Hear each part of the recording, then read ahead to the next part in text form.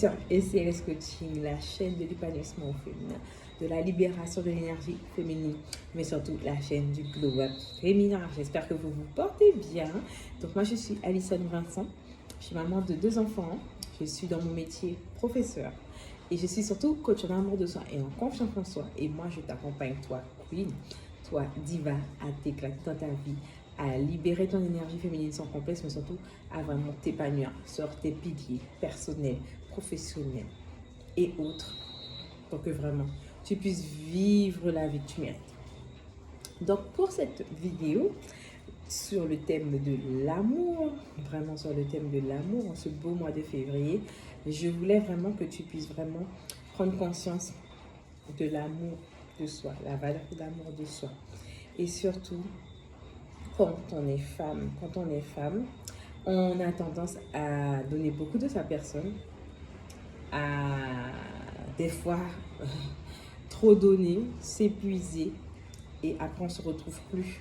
Et quand vraiment tu prends conscience que l'amour de soi, c'est une valeur très importante, c'est d'être capable d'embrasser ton être en profondeur, de te connaître en profondeur, pas en fonction de ce qu'on a dit de toi par rapport à ton éducation, ton héritage ancestral, ton patrimoine familial, ton patrimoine éducatif, mais vraiment ça va être aller creuser au fond de toi, connaître ton identité, tes talents, tes qualités, tes défauts, tes compétences, ce qui te nourrit, ce qui fait ton essence en tant que femme. C'est important pour te permettre de ne pas te fatiguer en fait dans ta vie de femme. Parce que nous avons besoin d'un équilibre, nous, puisque nous sommes très émotionnels les femmes. Notre énergie, elle nous prend beaucoup physiquement, elle nous prend beaucoup mentalement, elle nous prend aussi beaucoup spirituellement. Et il faut aussi comprendre que pour ne pas te fatiguer dans ta vie de femme, tu dois être capable d'organiser ta vie, d'organiser ton mindset aussi, pour que tu ne sois pas débordé, que tu ne puisses pas être dans un état de burn-out émotionnel, burn-out énergétique. Vraiment, dans ce que tu te donnes dans ta personne, c'est important de te dire que quel que soit ce que tu vas traverser, quelles que soient les épreuves que tu auras, quels que soient les challenges que tu auras, que tu dois te retrouver à être connecté à la source de l'amour. C'est la source la plus forte, la plus puissante. On n'en a pas idée à quel point l'amour est une source forte en fait. Qui fait que pourquoi on a toujours le sourire, pourquoi on a toujours la joie de vivre, pourquoi on a toujours à cœur de se dire qu'on reste positif malgré les épreuves, malgré les embûches, malgré les coups durs, malgré les cassages de gueule qu'on peut se prendre dans la vie de femme. Parce que oui, on peut avoir des cassages de gueule dans sa vie de femme, on peut avoir des cassages de gueule dans sa vie de mère, mais on se dit que non, cette vie-là mérite d'être vécue.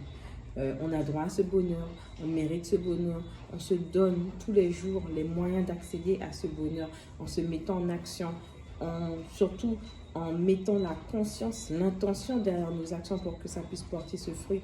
Et surtout, on le fait quoi? Avec amour et foi. Et avec amour et foi, on peut arriver à faire beaucoup.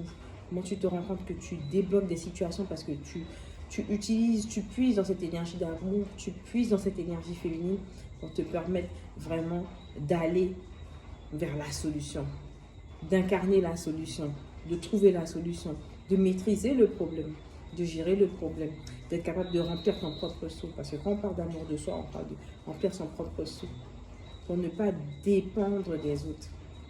Quand on sait que la dépendance affective nous tue, que la dépendance affective nous amoindrit, que la dépendance affective nous baisse notre fréquence vibratoire et notre énergie féminine d'ailleurs. Donc, comment faire pour ne pas sombrer dans la dépendance affective? Peut-être tu me demanderas.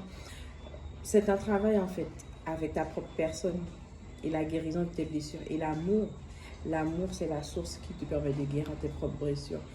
En te connectant à la source divine aussi, je n'oublie pas que l'amour fait beaucoup, mais la foi alliée à l'amour, c'est encore mieux en fait. Parce que la foi, c'est aussi le moyen de comprendre que malgré ce qu'on vit, on est capable d'aller au-delà, on est capable de traverser cela. On le fait avec amour. Quand on résout, on guérit de ces blessures, on le fait qu'amour parce qu'on sait que notre vie en vaut la peine, notre vie a de la valeur, que celle que nous sommes, c'est un atout précieux. Nous sommes des êtres précieux, nous sommes des femmes précieuses. Et que quand on se rend compte que plus on s'aime, plus on se permet d'attirer des éléments bénéfiques à notre vie, que ce soit sur notre pilier personnel, que ce soit sur notre pilier familial, que ce soit sur notre pilier professionnel, que ce soit sur notre pilier financier, que ce soit sur notre pilier émotionnel et mental, c'est nécessaire en fait. Et si vous maîtrisez vraiment l'amour de votre personne allié à votre énergie, ben ça vous permet de tout exploser dans votre vie. Vraiment de tout exploser. Et ça vous permet aussi de rester conscient que on peut avoir des failles dans nos relations, on peut avoir des failles, mais cependant, c'est d'être éclairé. Qu'est-ce qu'on fait de ces failles? La source de ces failles, la solution à ces failles. Et est-ce que la faille que l'on a relationnellement avec la personne, est-ce qu'après, les choses peuvent être dans... Est-ce qu'on reste dans notre relation ou est-ce qu'on se sépare aussi relationnellement? Je veux dire ça comme ça parce que éviter la dépendance affective, c'est aussi se rendre compte des schémas qui ne nous correspondent pas, des schémas qui sont malsains, des schémas qui sont toxiques, des actions qui ne sont pas alignées aussi à nous, parce qu'il n'est pas toujours question de toxicité pour la dépendance affective, mais c'est le fait qu'il y a des choses qui nous sont désalignées en nous, et on sait que le désalignement et le déséquilibre, c'est ce qui nous met mal, c'est ce qui nous fait souffrir, et c'est ce qui nous fait rester dans des situations qui ne nous correspondent pas. Donc, est-ce que tu es consciente que ce que toi tu représentes, ce que toi tu incarnes, ce que toi tu partages, ce que toi tu nourris dans cette relation, avec toi-même d'abord, mais aussi avec l'autre, est-ce que c'est aligné ou pas? Ok? Deuxième point encore. Comment vraiment incarner cette force d'amour? Incarner cette force d'amour, ça va te demander un travail profond en fait, te concernant, toi. D'être capable d'aller au-delà de ce que tu as vécu, des non-dits, des choses auxquelles tu n'arrives pas à faire face pour dire que oui, ça fait partie de moi, oui, ça a fait partie de moi, mais ce n'est pas destiné à rester dans cette situation actuelle. Je suis capable de transformer la situation, je suis capable de prendre cette énergie, prendre cet événement, prendre cette circonstance qui m'a fait souffrir, qui m'a blessée, et d'en guérir, et d'en ressortir plus fort, et d'en ressortir encore pleine d'amour, et de me dire que ma vie ne s'arrête pas en fait à ça. Il n'y a que, voilà, il y a que le moment où vraiment, où je sais que j'aurai accompli tout ce que j'aurai accompli, que je pourrais quitter le monde terrestre, mais tout en sachant que tant que je suis là, c'est que j'ai encore des choses à accomplir, que j'ai encore des choses à guérir, que j'ai encore des choses à approfondir dans ma relation avec moi-même, et puis dans mon accomplissement et dans mon épanouissement tout simplement. Donc voilà, j'espère en tout cas que ce beau partage t'a plu. Moi je te souhaite en tout cas de régner, d'incarner, de résider dans cette énergie d'amour. Et pas pour te dire que ça te permettra de te déconnecter des moments difficiles.